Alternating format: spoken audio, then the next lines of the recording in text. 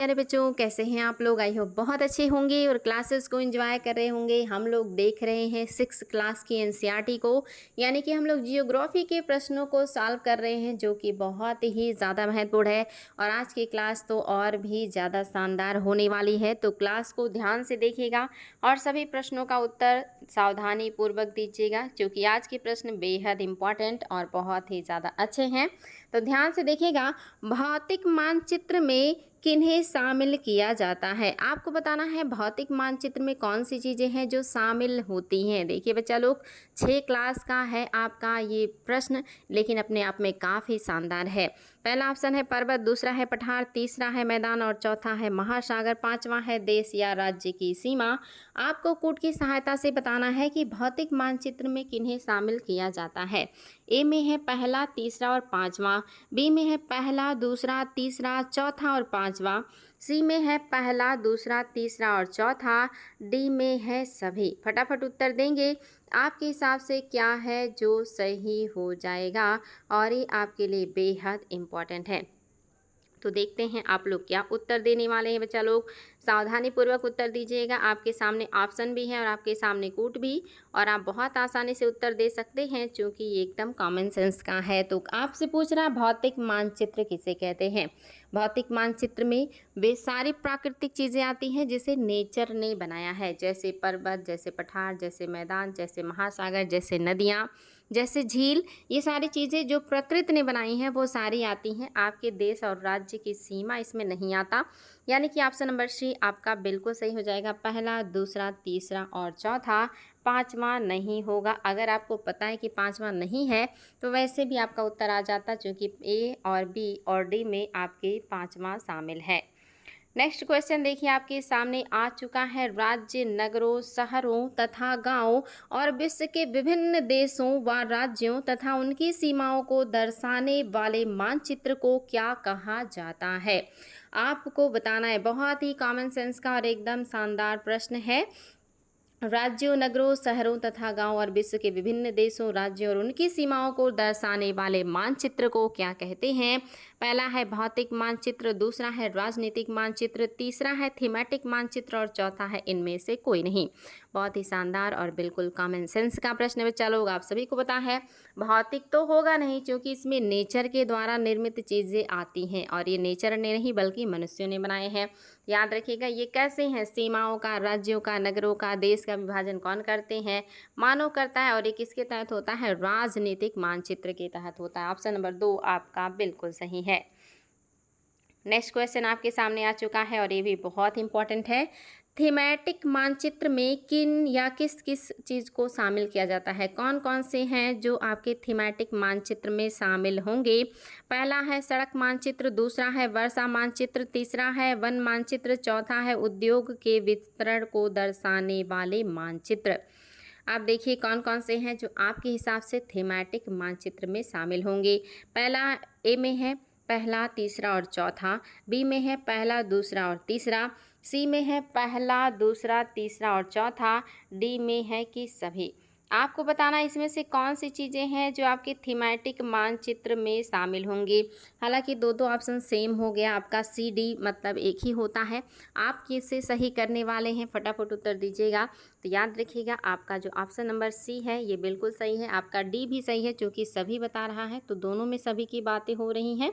तो ये सारे सही हैं। आपके सड़क मानचित्र हो, वर्षा मानचित्र हो, वन मानचित्र हो, रेलवे मानचित्र हो, उद्योग का वितरण मानचित्र हो, ये सारे मानचित्र आपके थीमेटिक मानचित्र के अंतर्गत आते हैं। थीमेटिक मानचित्र में इन सभी को शामिल किया जाता है, तो ये चीज़ें याद रखिएगा।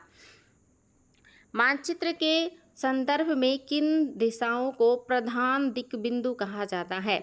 मानचित्र के संदर्भ में कौन सी दिशा है जिसे प्रधान दिक् बिंदु कहा जाता है, यानी कि प्रधान दिशा बिंदु कहा जाता है?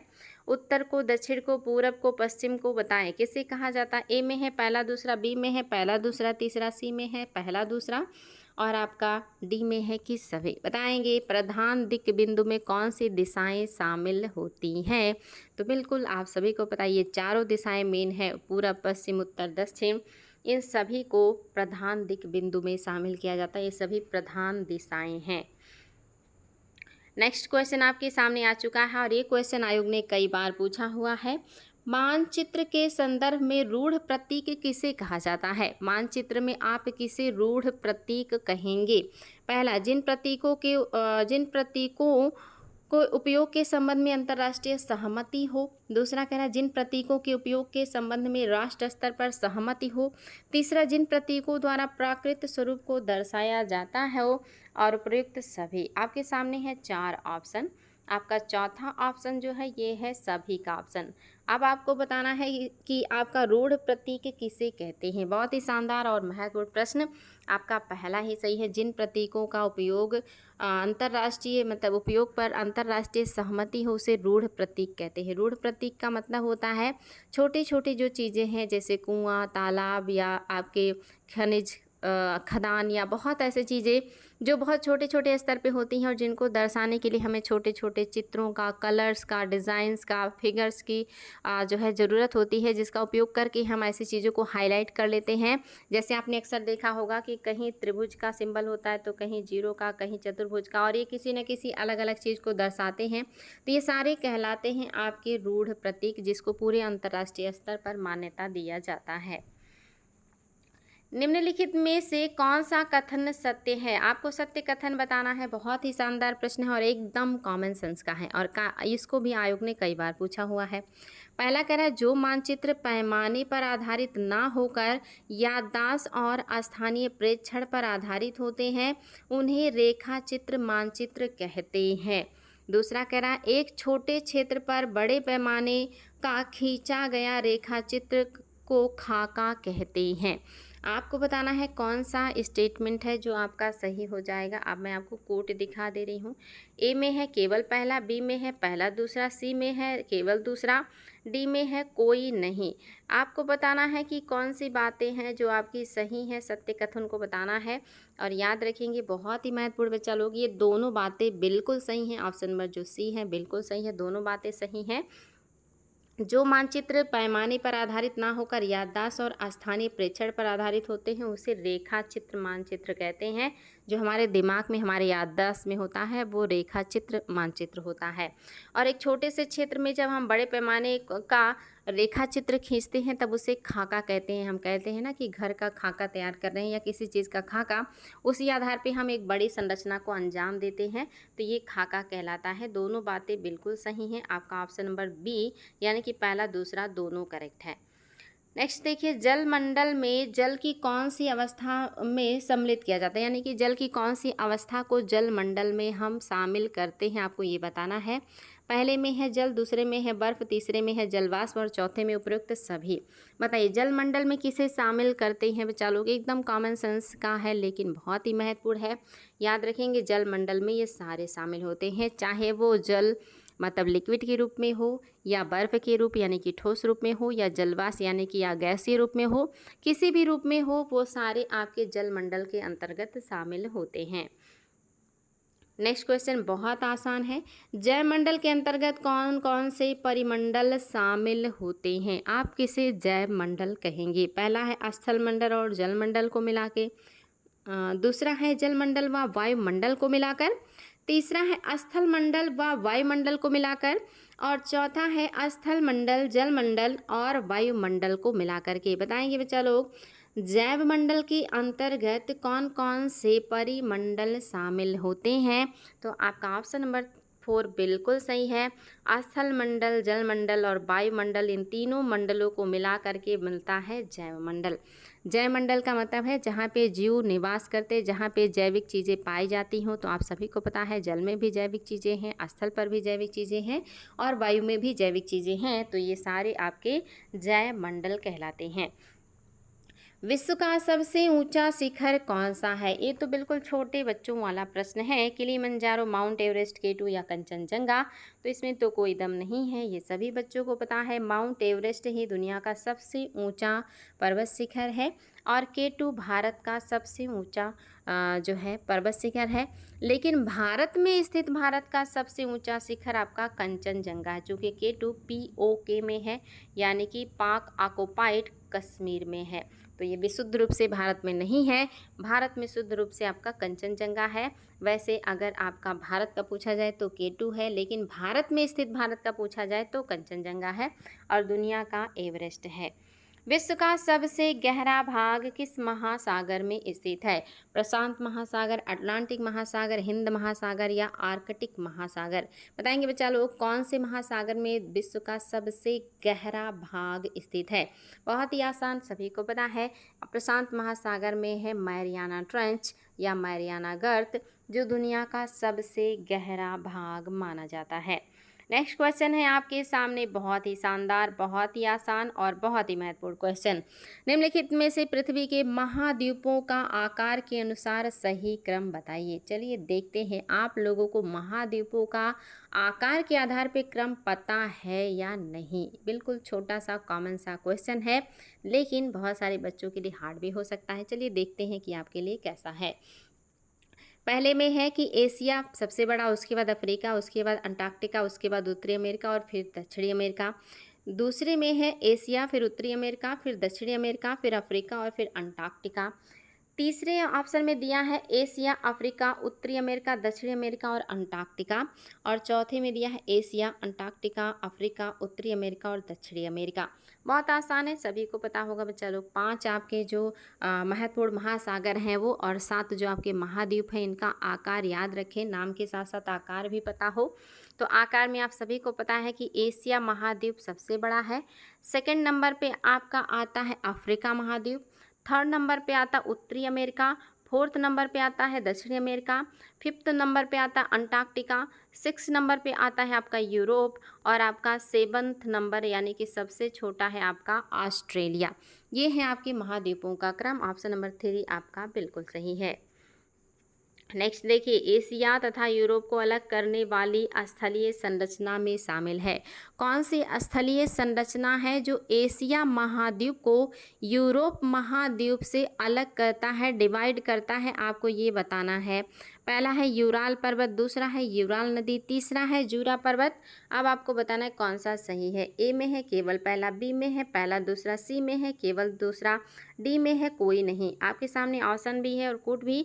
आपको बताना इसमें से कौन से आपकी स्थलाकृतियाँ हैं जो यूरोप और एशिया को अलग करते हैं, यानी कि यूरेशिया में पड़ेंगे। तो आप सभी को पता हो, यूराल पर्वत और यूराल नदी जो है ये दोनों एशिया और यूरोप को अलग करते हैं, इसलिए ये दोनों यूरेशिया में पड़ते हैं। जूरा पर्वत नहीं होगा क्योंकि ये आपके स्विट्जरलैंड में है। तो आपका ऑप्शन नंबर 3 नहीं होगा, आपका बी बिल्कुल सही है, पहला और दूसरा। वह कौन सा महाद्वीप है जिससे होकर कर्क रेखा, मकर रेखा तथा विषुवत वृत्त तीनों गुजरते हैं? ये तो बहुत आसान है, पहले के एग्जाम में बहुत ज़्यादा पूछा जाता था, लेकिन अभी कोई दम नहीं रह गया ये है इस प्रश्न में। यानी कि तीनों रेखाएं कौन से महाद्वीप से गुजरती हैं? पहला है अफ्रीका महाद्वीप, दूसरा है दक्षिणी अमेरिका महाद्वीप, तीसरा है यूरोप महाद्वीप और चौथा है एशिया महाद्वीप। इसका उत्तर तो सभी बच्चों को पता है, आपका ऑप्शन नंबर फर्स्ट बिल्कुल सही है। अफ्रीका महाद्वीप से ही कर्क रेखा, मकर रेखा और भूमध्य रेखा गुजरती है। एकमात्र ऐसा महाद्वीप है जिससे तीनों रेखाएं गुजरती हैं। एशिया को अफ्रीका से अलग करने वाली नहर का क्या नाम है? कौन सा नहर है जो एशिया को अफ्रीका से अलग करता है? पहला है स्वेज नहर, दूसरा है की नहर, तीसरा है सू नहर और चौथा है पनामा नहर। तो आपको बताना है कि कौन सा है जो आपका सही हो जाएगा। और ये भी मेरे सभी बच्चों को पता है कि एशिया को अफ्रीका से अलग करता है आपका स्वेज नहर, जो कि ये कृत्रिम नहर है। ये आपका मिस्र वाले इलाके को काट करके बनाया गया है। ये स्वेज नहर जो है ये लाल सागर को जोड़ती है आपके भूमध्य सागर से, लाल सागर को जोड़ती है भूमध्य सागर से। याद रखिएगा, ये भी पहले क्वेश्चन आया करता था। और एक कृत्रिम नहर है, 1869 से ये नहर शुरू हो गया था और फिर इससे लोगों ने व्यापार करना शुरू कर दिया था। ऑप्शन नंबर फर्स्ट आपका बिल्कुल सही है। आपके लिए क्वेश्चन है, कौन सी नदी है जो मकर रेखा को 2 बार काटती है? कौन सी नदी है जो कर्क रेखा को 2 बार काटती है? और कौन सी नदी है जो भूमध्य रेखा को 2 बार काटती है? 3 प्रश्न हैं आपके लिए, कमेंट बॉक्स में कमेंट कीजिएगा। कर्क रेखा को 2 बार काटने वाली नदी, मकर रेखा को 2 बार काटने वाली नदी और भूमध्य रेखा को 2 बार काटने वाली नदियों का नाम कमेंट बॉक्स में ईमानदारी से कमेंट कीजिएगा। आयोग ने पूछा है, इसलिए आप लोगों को बिल्कुल और बिल्कुल पता होना चाहिए।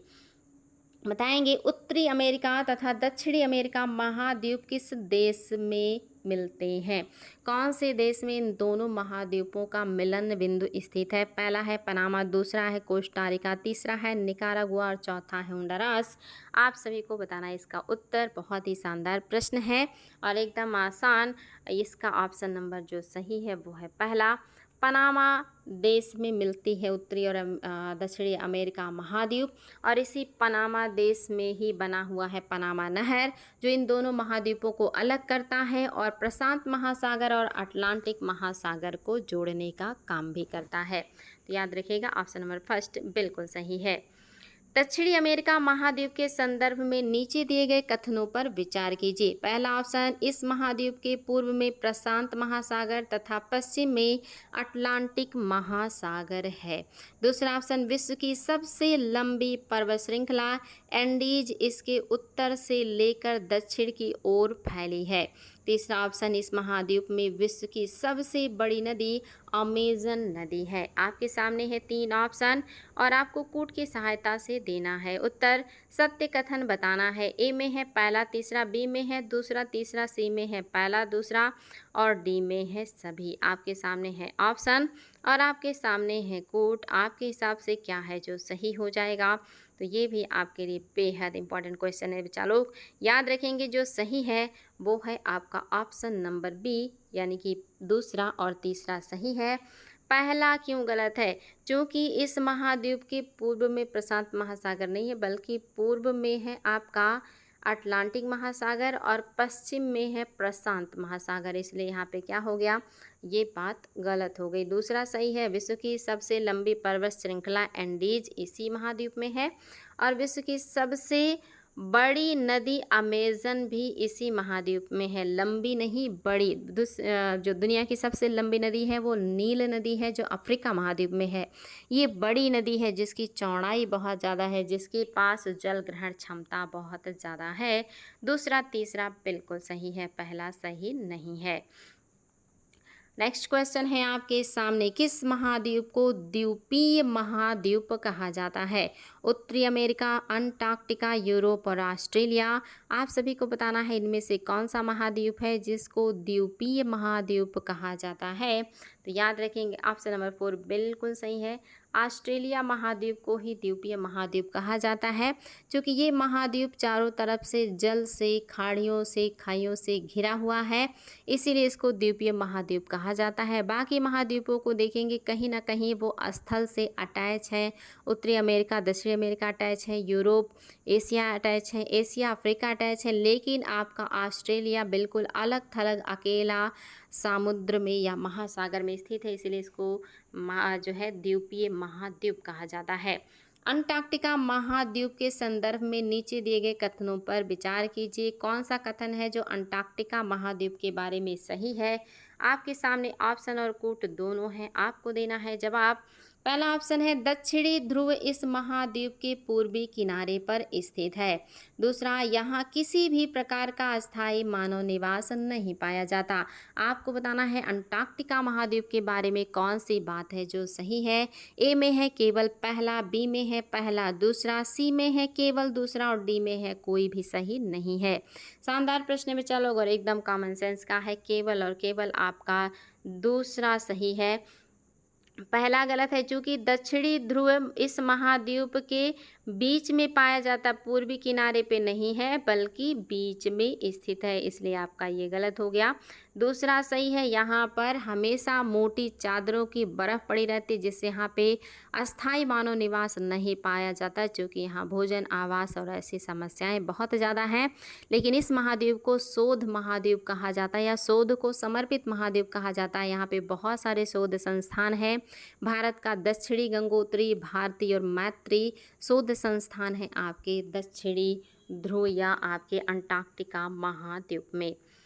आकार के आधार पर महाद्वीपों का सही क्रम बताइए। आकार के आधार पे महासागरों का क्रम बताना है। महाद्वीपों का तो आप बता चुके हैं। अब बारी है महासागरों के क्रम का। चलिए देखते हैं आप लोग क्या उत्तर देने वाले हैं।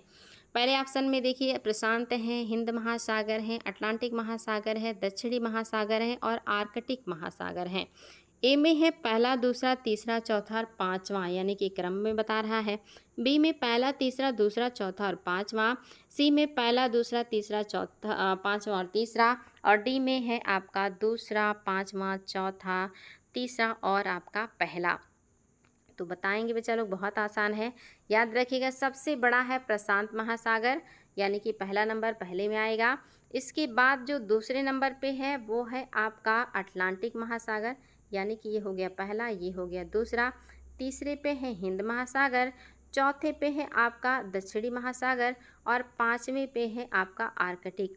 अब आप देख लीजिए आपके हिसाब से कौन सा ऑप्शन है जो सही हो जाएगा। तो आपका पहला, दूसरा, तीसरा, चौथा और पांचवा, ऑप्शन नंबर आपका ए बिल्कुल सही हो जाएगा। सबसे बड़ा प्रशांत महासागर है और सबसे छोटा है आपका आर्कटिक महासागर। याद रखिएगा आपका, अच्छा नहीं, यहाँ पे जो क्रम है वो है पहला, तीसरा, दूसरा, चौथा और पांचवा, यानी कि सबसे पहले प्रशांत महासागर है, उसके बाद अटलांटिक, फिर हिंद महासागर, फिर आपका दक्षिणी महासागर और उत्तरी महासागर या आपका आर्कटिक महासागर। तो देखिए आपका ऑप्शन नंबर बी बिल्कुल करेक्ट है। यहाँ पे गलत है क्योंकि मैंने पहले ही लिख दिया है, इसको मिलाना आपके लिए काफ़ी आसान था। देखिए नीचे दिए गए कथनों में विचार कीजिए किस महासागर से संबंधित है। नीचे दिए गए कथन है, कथन को पढ़िए और बताइए ये कथन किस महासागर के बारे में कहे जा रहे हैं। पहला, यह महासागर पृथ्वी के 1/3 भाग पर फैला है, अर्थात इसका क्षेत्रफल सभी महाद्वीपों के कुल क्षेत्रफल से भी बड़ा है। दूसरा, यह महासागरों की अपेक्षा अधिक गहरा है, मतलब यह अन्य महासागरों की अपेक्षा बहुत गहरा है। तीसरा, इस महासागर के एक ओर एशिया और ऑस्ट्रेलिया महाद्वीप है तथा दूसरी ओर उत्तरी और दक्षिणी अमेरिका महाद्वीप की स्थिति है। कितना आसान है, आप सभी के लिए बहुत आसानी से बता सकते हैं। प्रशांत महासागर, अटलांटिक महासागर, आर्कटिक महासागर, हिंद महासागर। तो इस प्रश्न में तो कोई दम नहीं है, एकदम कॉमन सेंस का है। प्रशांत महासागर की बात की जा रही, दुनिया का सबसे बड़ा महासागर, सबसे गहरा महासागर, और इसी महासागर के एक तरफ एशिया ऑस्ट्रेलिया और दूसरी तरफ है दोनों अमेरिका। नेक्स्ट क्वेश्चन आपके सामने आ चुका है कथन कारण का, और कथन कारण के प्रश्न बहुत अच्छे होते हैं। कह रहा, अटलांटिक महासागर की तट रेखा पोताश्रयों एवं पत्तनों के निर्माण के लिए आदर्श स्थिति रखती है। कारण कह रहा है अटलांटिक महासागर की तट रेखा सीधी एवं चौड़ी है। ए में है दोनों बातें सही हैं और व्याख्या भी। बी में है दोनों बातें सही हैं लेकिन व्याख्या नहीं। सी में है पहला सही है और आर गलत है, और डी में है ए गलत है और आर सही है। तो आप सभी को पता है कि क्या है जो सही हो जाएगा। याद रखेंगे बच्चा लोग, ए सही है लेकिन आर गलत है। अटलांटिक महासागरों के या सागर के तट रेखा पोताश्रय यानी कि जहाज़ों के लिए और पत्तन यानी कि बंदरगाहों के निर्माण के लिए अच्छी स्थिति बनाते हैं, क्योंकि अटलांटिक महासागर का जो तट रेखा है ये सीधा नहीं है बल्कि दंतुरित है। कैसा है? दंतुरित है। दंतुरित का मतलब होता है कटा पिटा। दंतुरित, याद रखिएगा, दंतुरित इसका मतलब होता है कटा फटा या कटा फिटा, जो भी आप समझे, कटा पटा या कहीं कटा फिटा। यानी कि यहाँ पे जो तट है वो काफ़ी इस तरह जिग जैग है जिससे आसानी से पत्तन का निर्माण और जहाज़ों का जो प्रवेश है वो हो जाता है। तो सीधा नहीं है बल्कि दंतुरित है, और इसीलिए आपका दूसरा गलत हो गया, केवल आपका ए सही है।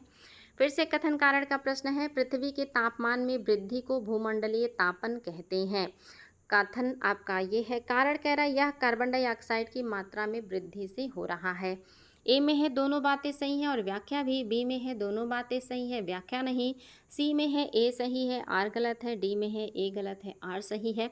और इसका उत्तर तो मेरे सभी बच्चों को पता है क्योंकि ये मैं पढ़ा चुकी हूँ आप सभी को कि पृथ्वी के तापमान में वृद्धि के कारण भूमंडलीय तापन या ग्लोबल वार्मिंग हो रहा है, क्योंकि कार्बन डाइऑक्साइड की मात्रा में वृद्धि हो रही है, इसलिए पृथ्वी के तापमान में वृद्धि और भूमंडलीय तापन को अंजाम दे रही है। क्योंकि कार्बन डाइऑक्साइड का इसमें 60% का योगदान हो देता है, इसीलिए कार्बन का नाम बार बार आता है ग्रीन हाउस इफेक्ट में।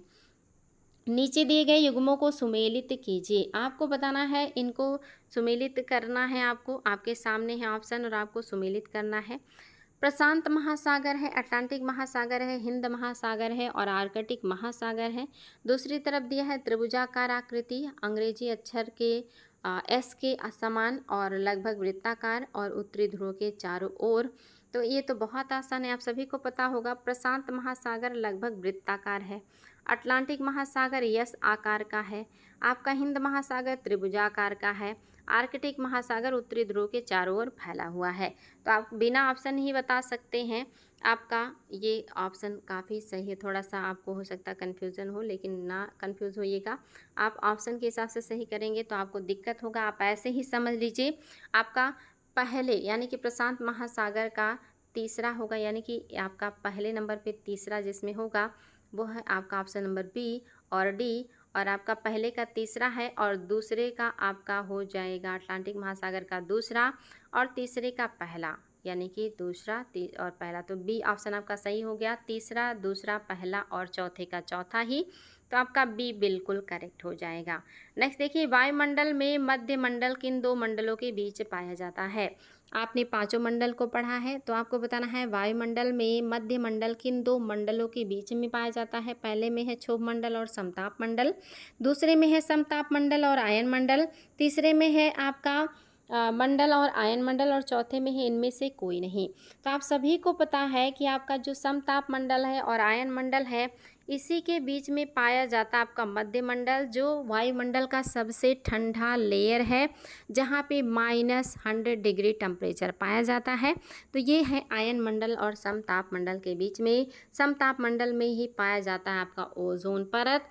आपके लिए एक क्वेश्चन है बच्चा लोग कि क्षोभ मंडल खत्म होता है तो क्षोभ सीमा होता है, समताप मंडल खत्म होता है तो समताप सीमा बनता है, मध्य मंडल खत्म होता है तो मध्य सीमा बनता है, आयन मंडल खत्म होता है तो किसी सीमा का निर्माण क्यों नहीं होता है। क्वेश्चन का उत्तर कमेंट बॉक्स में दीजिएगा। अगला क्वेश्चन, नीचे दिए गए कथनों पर विचार कीजिए। पहला, वायुमंडल में उपस्थित नाइट्रोजन गैस सभी प्रकार के जीवधारियों की वृद्धि में सहायक होती है। दूसरा कह रहा है कार्बन डाइऑक्साइड गैस पेड़ पौधों की वृद्धि में सहायक होती है। अब आपको कूट की सहायता से सत्य कथन बताना है। आपके सामने ऑप्शन और कूट दोनों है, आसानी से उत्तर दे सकते हैं। आपके हिसाब से क्या है सो सही हो जाएगा। ए में है केवल पहला, बी में है केवल दूसरा, सी में है दोनों सही हैं। आपको डी में देखिए सभी सही हैं। तो आपका डी और सी दोनों का एक ही मतलब है, चाहे आप डी करें या सी करें, तो जो पहले होगा वही आपका सही हो जाएगा, यानी कि ऑप्शन नंबर सी बिल्कुल करेक्ट है। वायुमंडल में उपस्थित नाइट्रोजन गैस सभी प्रकार के जीवधारियों की वृद्धि में सहायक होता है और कार्बन डाइऑक्साइड पेड़ पौधों की वृद्धि में सहायक है, क्योंकि इन्हीं की उपस्थिति में प्रकाश संश्लेषण करके जो पौधे हैं वो कार्बोहाइड्रेट का निर्माण करते हैं। तो आई थिंक ये आज का आपका आखिरी प्रश्न है। तो अब आप इसके आखिरी प्रश्न के साथ आज के लिए इतना ही, फिर मिलेंगे हम ऐसे ही शानदार प्रश्नों के साथ। उम्मीद है आज की क्लास अच्छी लगी होगी। अगर अच्छी लगी है तो कमेंट बॉक्स में लिखिएगा और अपने स्कोर ईमानदारी पूर्वक आप लोग कमेंट बॉक्स में ज़रूर लिखा करें। वीडियो के कमेंट बॉक्स में आप लोगों के फीडबैक का इंतज़ार रहेगा, आप लोगों के रिज़ल्ट का इंतज़ार रहेगा। साथ ही आप लोगों को कोई सुझाव देना हो, कोई भी समस्या हो, कोई दिक्कत परेशानी हो, बेझिझक कमेंट बॉक्स में अपनी बातों को ज़रूर रखें, उसका समाधान किया जाएगा जितना हमसे हो पाएगा उतना। तो आज के लिए इतना ही बच्चा लोग, फिर मिलेंगे हम लोग इसी समय कल और ऐसे ही शानदार प्रश्नों के साथ। Thank you so much.